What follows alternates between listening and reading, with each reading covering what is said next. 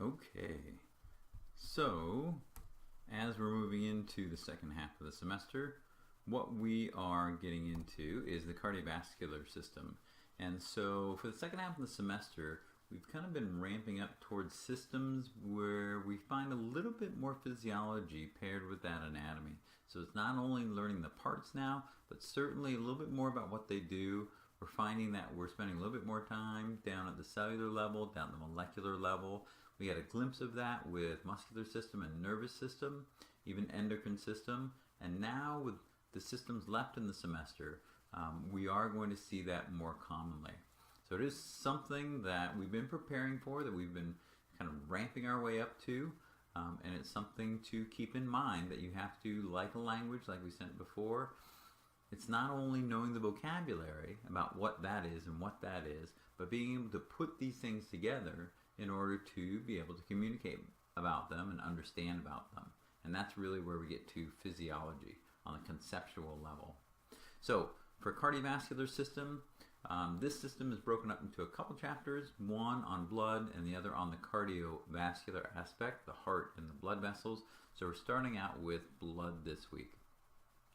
So when we look at blood, what we're finding is this is the tissue that is inside of the cardiovascular system.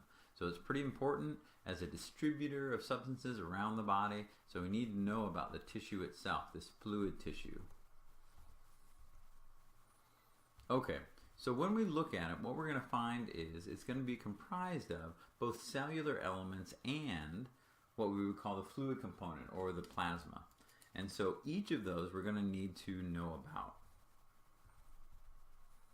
So when we look at it, the relative balance between these ends up being about 45% what we call hematocrit or the cellular elements and about 55% plasma. Now when we break that down, this figure does a good job of showing us the important parts of both the cellular elements seen on the right and the plasma seen on the left.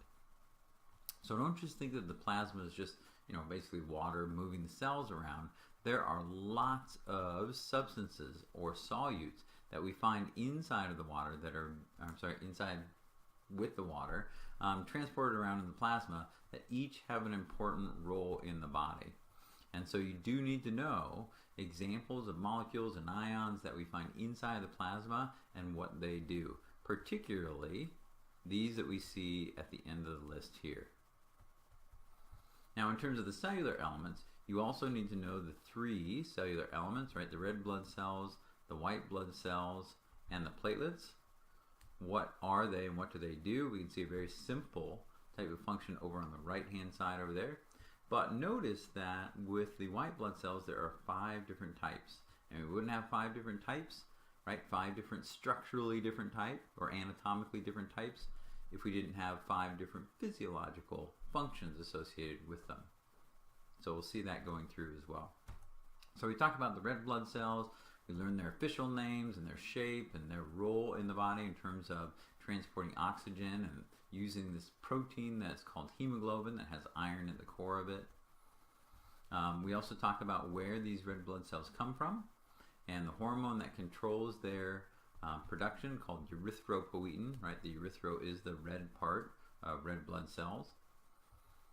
And we also learned some important vocabulary associated with red blood cells like anemia, polycythemia, etc.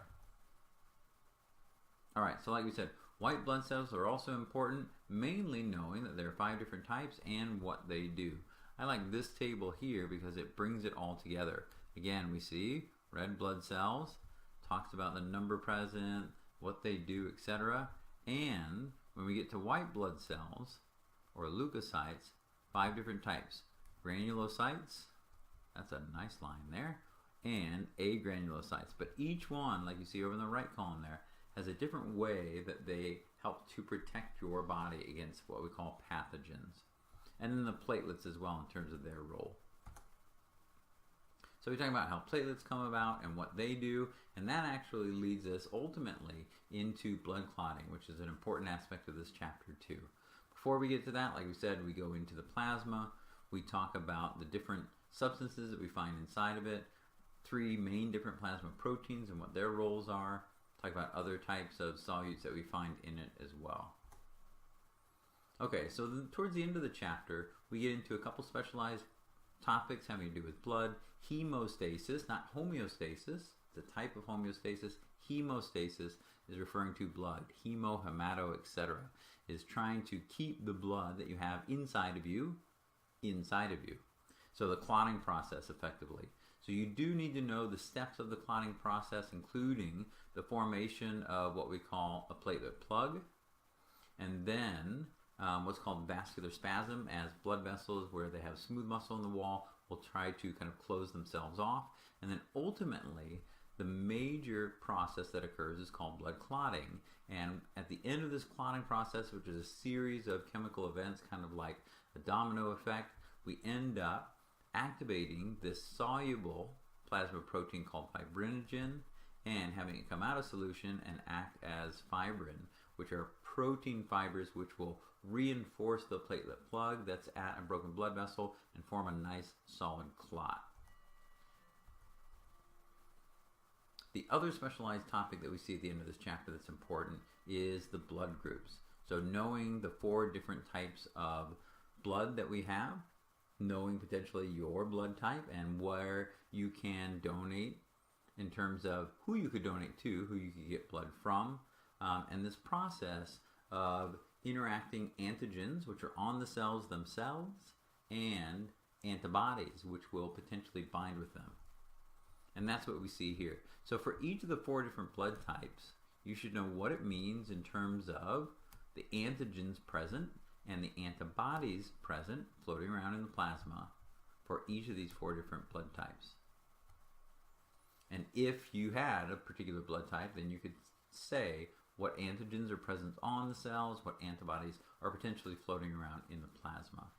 So those are the major topics for this first introduction to the cardiovascular system, where we're just talking about the tissue itself, that fluid connective tissue that we call blood.